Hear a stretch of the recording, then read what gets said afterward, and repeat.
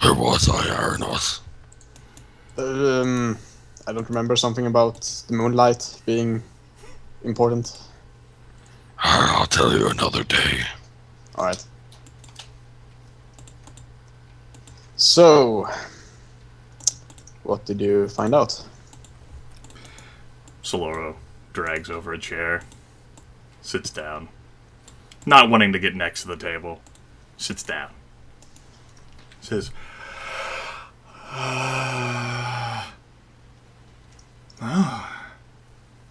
where should I start? Well, I suppose might as well pull out this. Saloro will actually brandish the letter from Zanasha and sort of, bend his wrist just right and have it flutter on the table. Folds open. It's actually pressed open with mage hand, so it doesn't wrinkle back up. Fancy.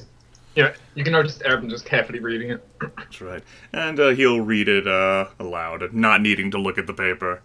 Aldrin, you have served us quite well. The delivery you harvested from the caverns far exceeds what I'd hoped for. You may consider your debt to the brothers paid in full. The brothers, by the way, refers to the brothers of the Seven, who Vorel Foxglove had actually joined sometime earlier, and had borrowed the money from them to build the Foxglove Manor in the first place. In case you didn't know. Yet, I still have need of you, and when you awaken from your death, which is what we saw when we saw the skin slough off of Aldrin's body and melt and turn into that horrific abomination below, you should find your mind clear and able to understand this task more than the state you lie in as I write this. You shall remember the working of the Hedron ritual. Of course, you'll recall the various murders that had been happening, and the intricate carvings placed into bodies, such as at the lumber mill. I trust. You seemed quite lucid at the time, but if you find after your rebirth that you have forgotten, return to your townhouse of Magnamar. My agents shall contact you there soon. No need for you to bother the brothers further, so the writer is clearly independent of this Brotherhood of Seven. I will provide the list of proper victims for the Hedron ritual in 2 days' time. Commit that list to memory and then destroy it before you begin your work. The ones I have selected must be marked before they die, otherwise they do my master no good and the greed in their souls will go to waste. If others get in your way, though, you may do with them as you please, eat them, savage them, or turn them into pawns, it matters not to me. From Zanesha, Mistress of the Seven. Huh.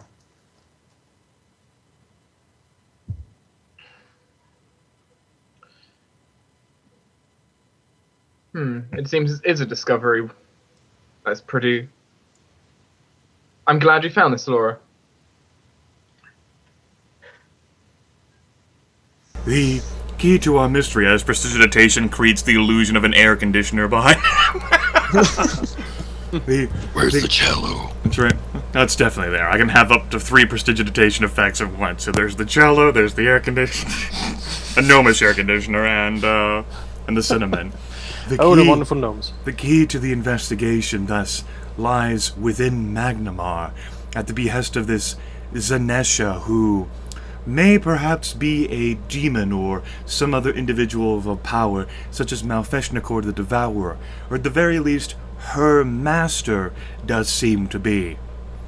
Indeed, many of these interesting and ancient creatures are tied into the Hedron runes and rituals of old, and there may be another demon who sees his freedom by sacrificing individuals who have greed in their souls. Come to think of it, everyone we've encountered who has been corrupted thus far has been flawed in such a traumatic way.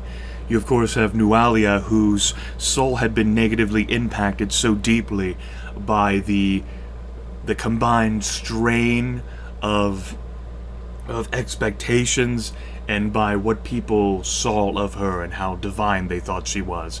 And of course, Aldrin Foxglove, who apparently, I suppose, was just so desperate to escape the path set by his ancestors. And there might be other desperate individuals as well who will be taken advantage of in some form or fashion. Shrugs. As for Vorel Foxglove himself, There's nothing I can do to dismiss such a powerful entity, and I don't think there's anything here to save that. My only investigations would take me to Magnamard, or the phylactery. It being an entire house is far beyond any of our means to destroy, as I theorized a few days prior. I've done my best to ward it off, however, but wards are not perfect. Understood, Saloro. I appreciate your work there.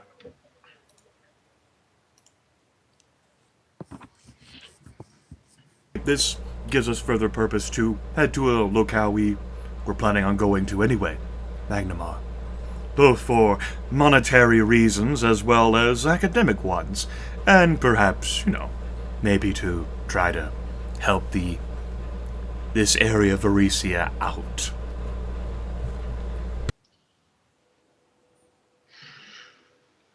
Yes, which, funny enough, we earlier spoke about very soon leaving Sandpoint, as we doubted much more would hopefully come up.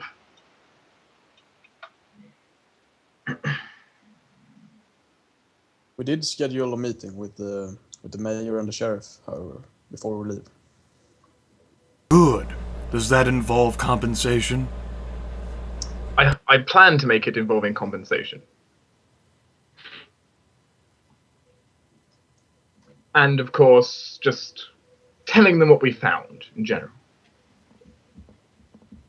I suppose ultimately we didn't get compensation first before we helped them do any of this, so I suppose that fault lies in us. He shrugs. But, considering how this is such a volatile area, I'm sure another problem will pop its head up again in the future. Apparently the hinterlands are quite the hotbed of this Thessalonian activity, whatever it may be. We did find one thing while you were gone. Maybe not that important, but in the refugee camp there was a box in one of the supply tents full of deceased rats. That was originally shipped out from Magnamar, I would think. Oh, rats similar to the ones found within Foxglove Manor. Certainly, maybe one had been brought by Aldern to Magnamar so that they could profligate and then spread across the entire hinterlands, and maybe to other realms as well, to infect the masses and ease their work, whoever they may be. Yes. It is very much possible, especially since, according to that letter, Alden had some kind of residence there. Line of investigation, the residence may contain something, however, I would expect that these agents would be keeping track of that residence. As such, it may be risky to head there directly, and I don't expect to find much in the way of a list of names, as I presume that has been destroyed. Probably. The sheriff said he would try to find out who sent the box, or delivered the box into the camp. And if we had found anything out, we would be hearing it tonight, I think. Yes, so speaking of which, someone needs to go inform the mayor and the sheriff that the meeting is on tonight.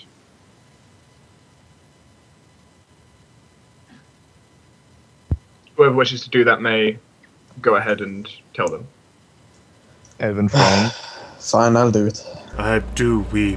Can't you just show up tonight? Is confirmation really necessary? Really, we've inconvenienced ourselves quite a lot. If they don't actually want to meet to learn anything, we're going to be gone tomorrow, I assume, for Magnamar. Really, I suppose it would have been better off in the grand scheme of things if you all had just come back down the Lost Coast Road, back to the manor, but that's neither here nor there. The mayor said to inform her before we head off there, but... Just likely to ensure she's not in a meeting at the time of... Well, when we're supposed to meet her. Well, it's no problem. If she finds something more important than us, then by all means.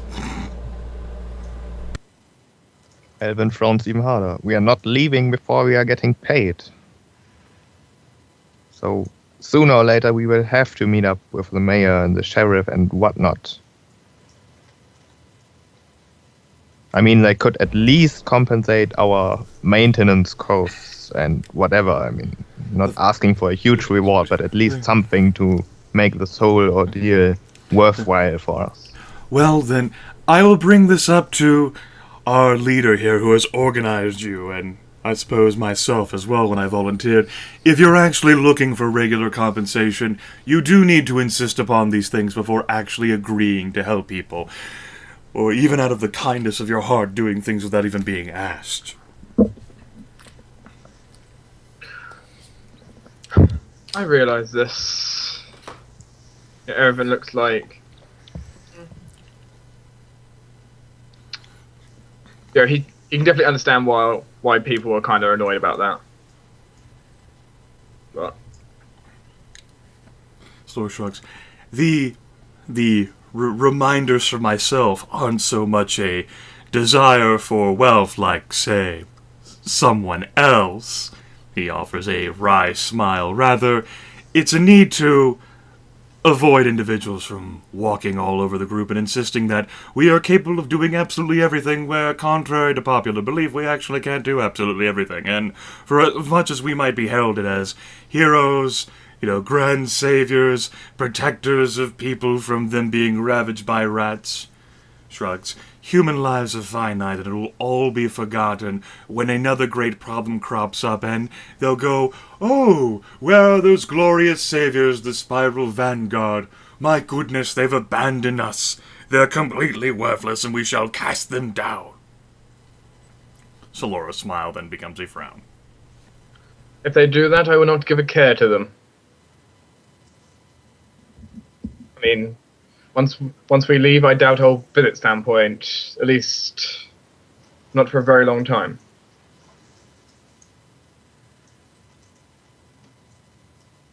We may yet, Erevan, we may yet. Well, it won't be of my own personal choice, it'll be of need.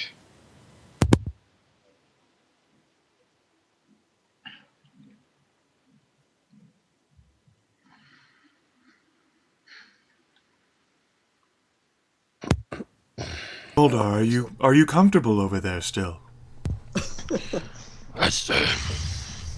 Yes. All right. Saloro breathes in. You smell better.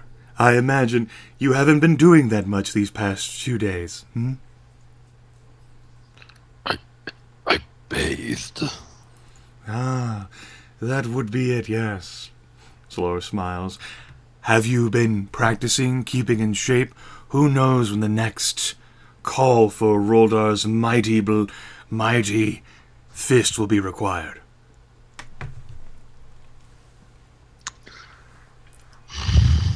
Why do I feel you're mocking me? Saloro shakes his head, extends a sort of hand, palm up. Like, no. I would not be mocking you on that, Roldar. I've certainly seen your incredible prowess. Really, it's... Saloro looks to his left, looks to his right. Such a quaint little town is not quite for you, or really for any of us, without the excitement of something. Well, apart from the rats, not much to do. Although it seems a lot of people are not, well... There's this woman that keeps giving me strange looks. I'm not sure how to take it. Saloro lifts a brow. Strange looks? Why, Roldar? I mean, look at you. You are quite the... he pauses, gestures out of his hands, making sort of like gestures to denote Roldar's grand size. Compared to a normal townsfolk here, you are quite the muscular specimen. You might be seen as some sort of stud bull here. That's... that's... You have the credible strength required to help out with any task at the farmstead. And even you are more polite than some of the rapscallions running about here. You've got a point in that one. Perhaps you should confront this woman. She perhaps may be too coy or shy. You need to be as direct as you possibly could be.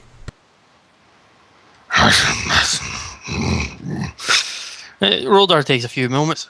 You're not tricking me again, are you?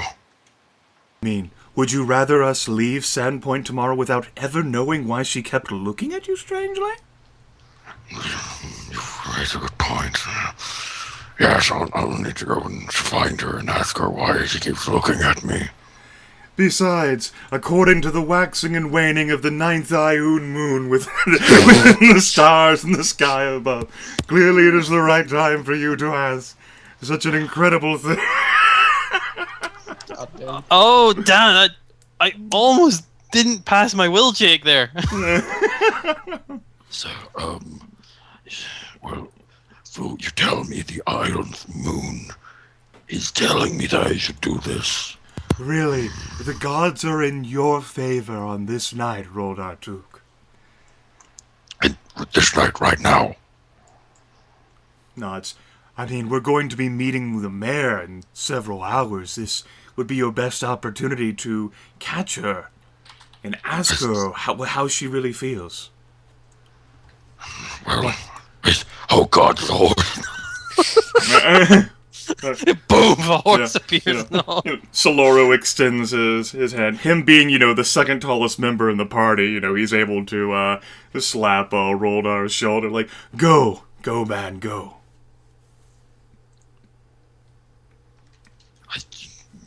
Yes, I'll go. Roldar just sort of sheaths his stuff, apparently, because I forgot to sheath it since he had done his stuff. Uh-huh.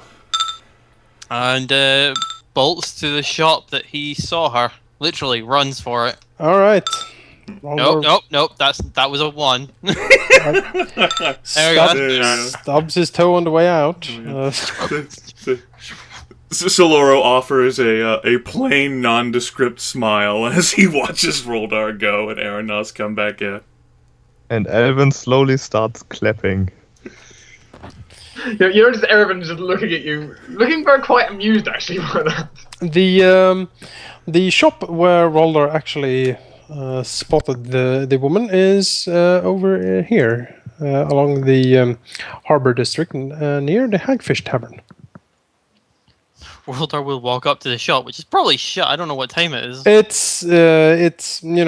still early, so it's opening up, as it were. Roldar will walk up to it. And sort of just look around, look at the shop itself, try to figure out what it is, and kind of look through the window for the woman.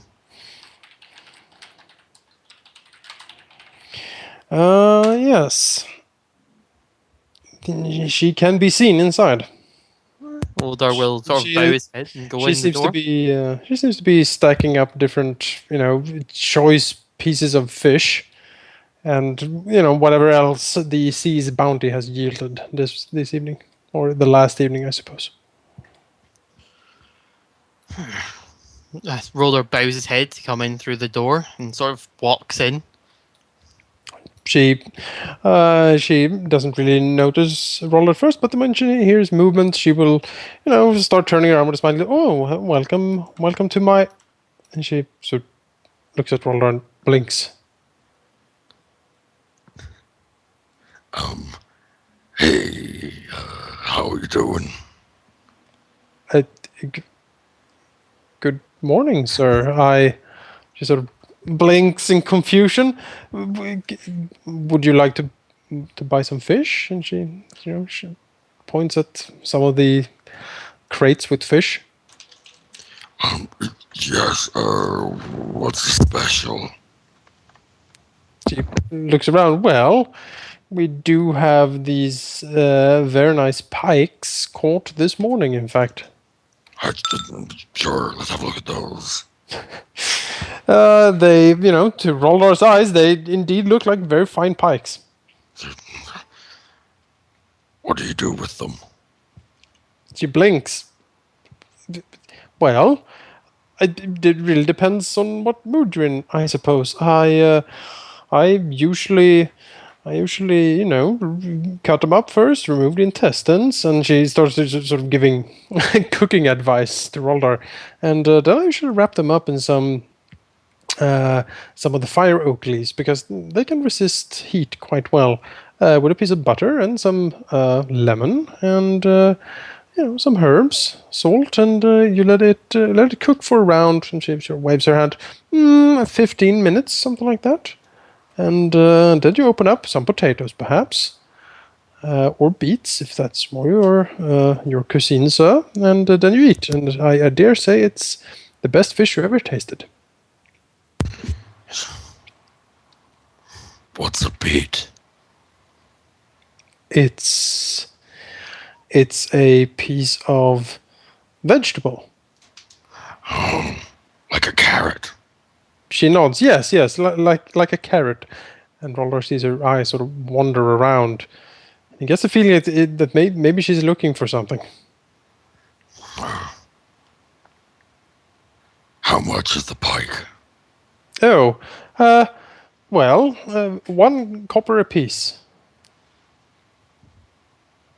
Roldar sort of like opens up one of his pouches, pulls out a gold coin. You got change? He looks at the gold coin. I might have. We usually don't get gold coins as payment, I'm afraid. Could I perhaps convince you to? Well, for the gold coin, you could have the whole crate. I don't know if I've got that much need for that much fish. I see. She seems to think, well, I mean, what you've done here, Griff, is like, I bought something off the dollar menu. Here's a $100 bill. Can I get change? I know.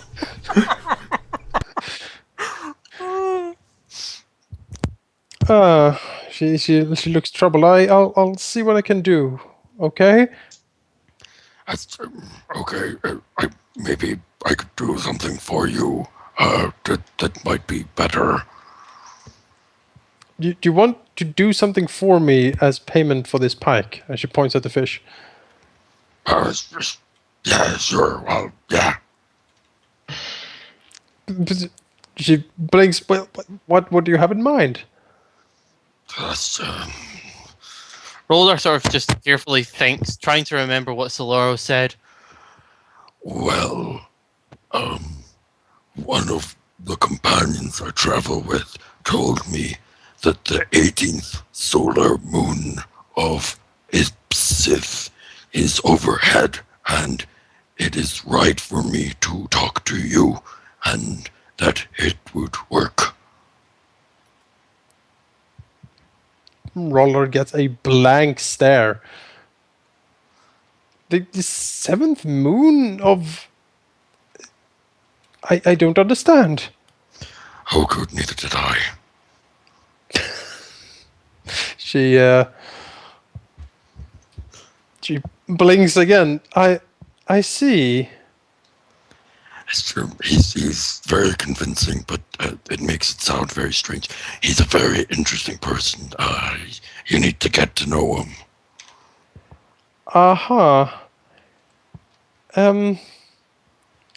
I should probably try to find some change for your pike, sir. How about this? You just keep the change. But it's a gold coin, sir. It's at least take a few more pikes then. Roldar looks at one, lifts one up, and just I guess reaches and looks at one, just weighs it up. I'll take 3. Okay, sir. Thank you. Good choice. Thank you. So,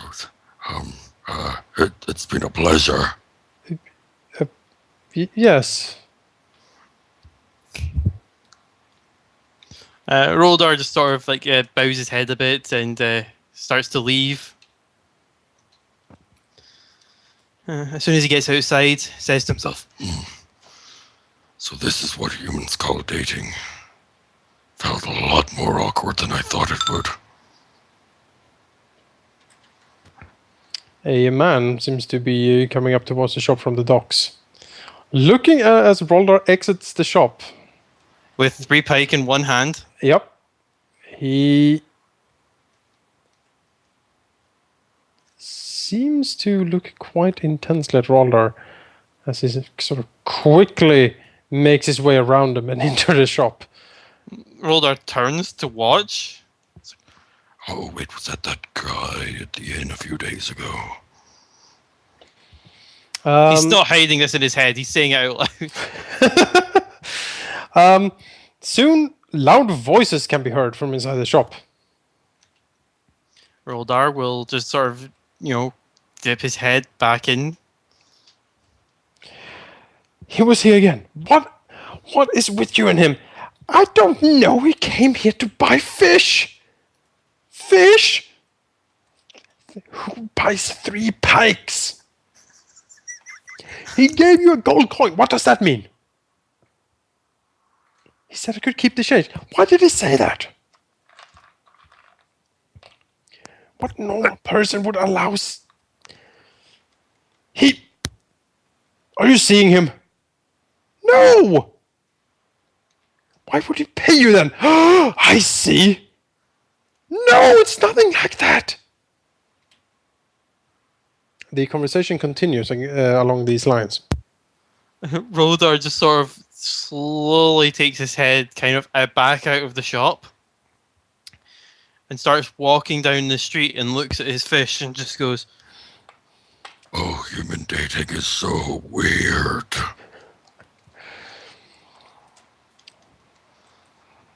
What's the fish got to do with this? And does it always cost money? Well, no, that makes sense. But what about the fish?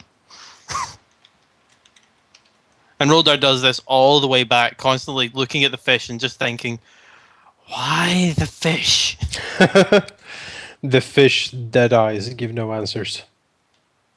Just stare blankly at Roldar. And fish will... not fish, Roldar will wander back. In that case, Saloro at the very least has been engaging in light, playful conversation with Alvyn and Erevan.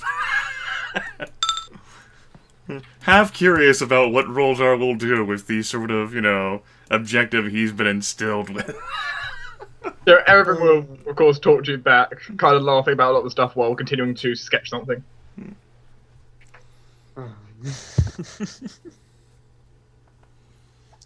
As Roldar slowly returns to the dragon. Yeah, I was muted before, but Arenoss gave you a questioning look and asked what that was all about. Oh, which case, Saloro would have told Arenoss that Roldar was motivated to visit a woman who apparently had been given her strange looks, and the best way for Roldar to confront something is directly, so Saloro told Roldar to confront it directly. Huh. Motivated, yeah. So how does Roldar look when he returns, Gryff? He's probably, if you had a status effect, it'd probably be dazed and or stunned. Well, not stunned, because then he wouldn't be able to take actions, but Well, that explains the slow movement then. He's dazed. And he's holding 3 pike. And with his other hand, he's kind of scratching at his head, or he's just a finger on his temple. He's just really looking as if he's in a lot of thought. Okay, so Saloro lifts his brows like, is that pike? Did you tell him to go buy fish? That's a lot of pike. No, but certainly pike is, did you get that from the woman by chance? Yes, all 3. That's a very good sign, Roldar.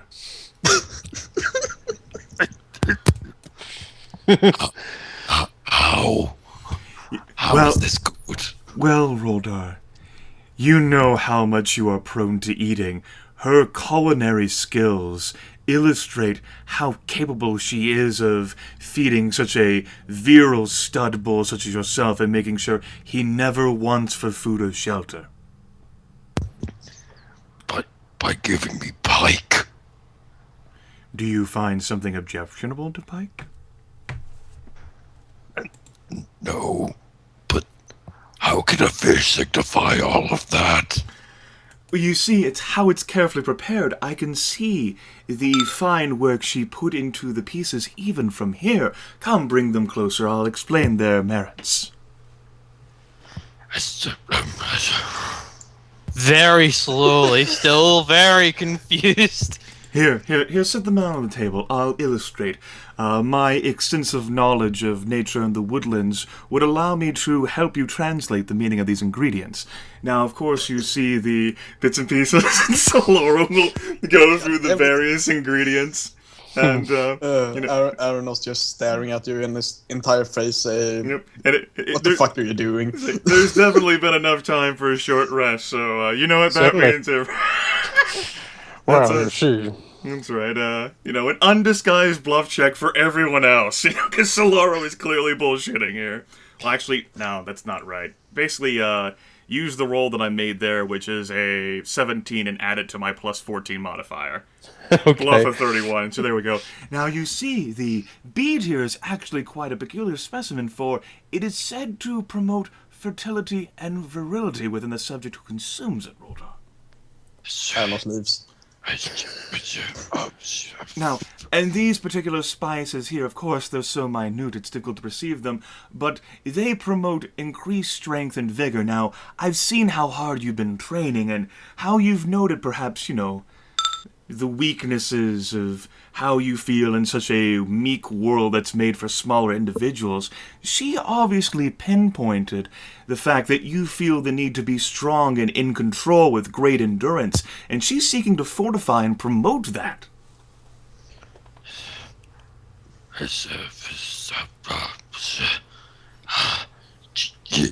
Yes. And how fresh these are. How did your talk with her go, Roldar?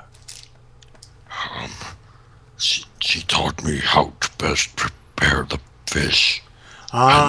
So she's a knowledgeable woman as well. Very, very lucky, Roldar.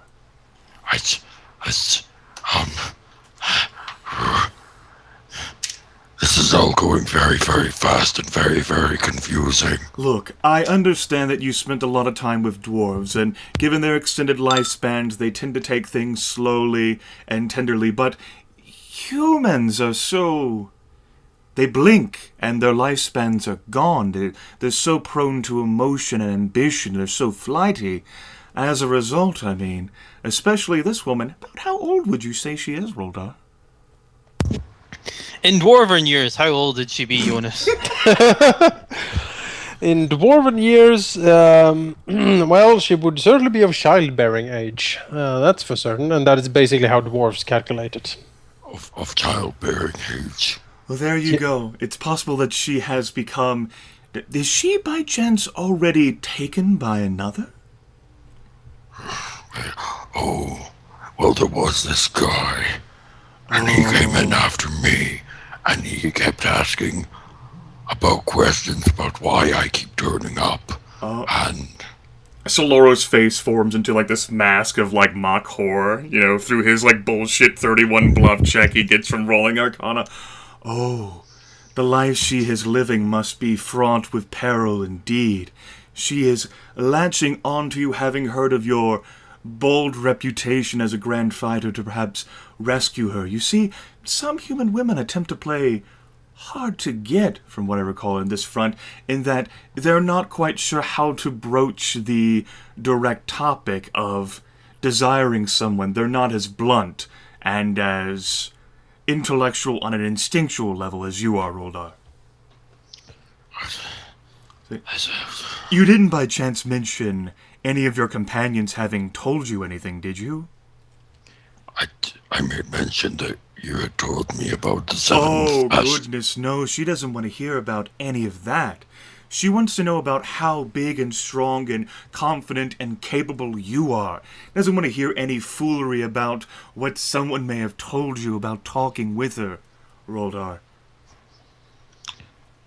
If you're actually interested in pursuing this angle, and let me tell you, she is, then you need to come across as the great vision she perceives you to be, and in fact you actually are. Now, eat up, and you shall visit her again.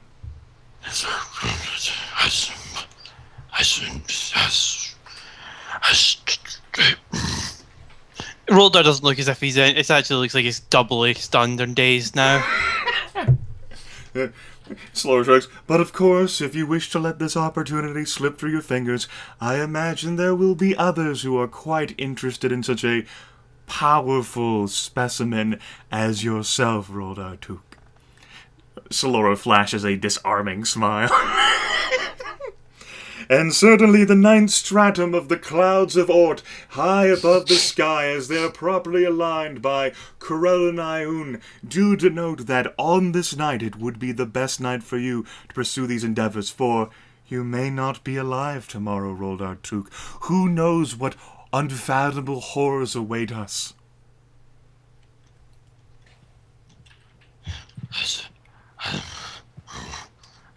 Roldar turns his head to Erevan and Alvyn. So, what do you think? Alvyn just nods. I'm so full of states. I'm dominated apparently by Saloro. Yeah. Going in order, you are dazed, slowed, surprised, and dominated by Saloro. Arcane mutterings, man. It's a thing. It's the yeah. Anyway, Erevan will just look toward you, just like, well, how am I to argue with the bearings of love? I mean, love. This is love. Saloro. Saloro raises his hands and waves them. Not necessarily. It's up to you to discover that. We cannot speak for it because we would not know. You are the one who is involved with this woman. It's up to you and to her to discover.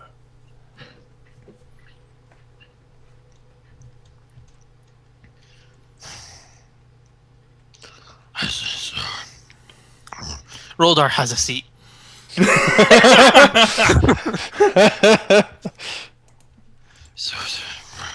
And he is totally fully engrossed in this. Say, now. Now, of course, you obviously paid such a woman for the great services that she provided you in those 3 pike. You would not want her to feel insulted. How much were they? How much did you give her?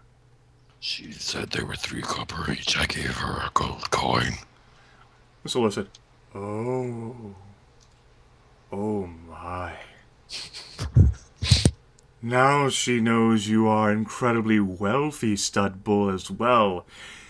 You might not realize the significance of how much a gold piece means to almost all of these people, Roldar. That is a massive sum.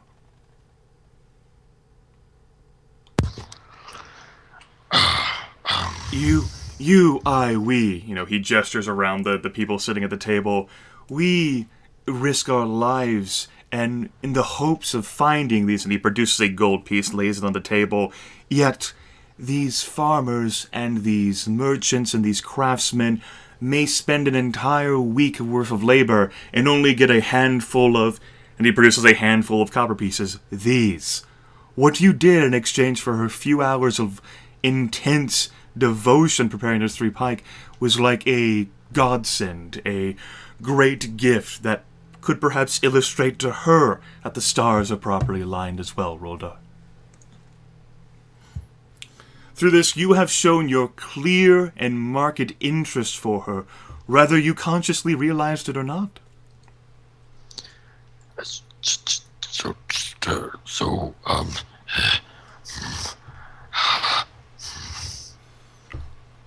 What should I do then? So Saloro shakes his head and leans forward. It's not something we can exactly advise you on. Rather, I would tell you to be as brash and as direct and as strong as you've always been, Roldar Took, because that's what she wants. So I should go back. Nods. Before it's too late.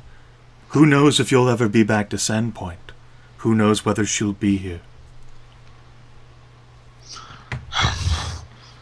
Roldar looks to Alvyn and Erevan. But not too fast, of course. You want to finish her bountiful, work that she made for you first.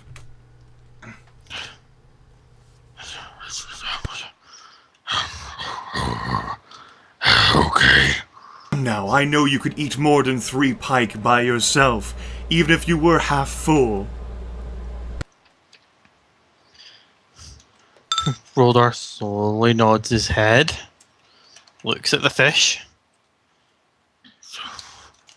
Great, I've never really been a fan of fish. Well,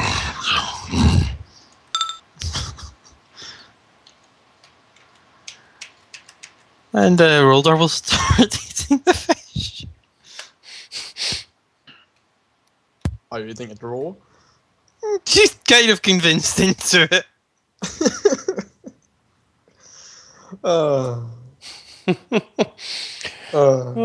Mako sort of shoots and glance over to Roldar. Is he eating raw fish?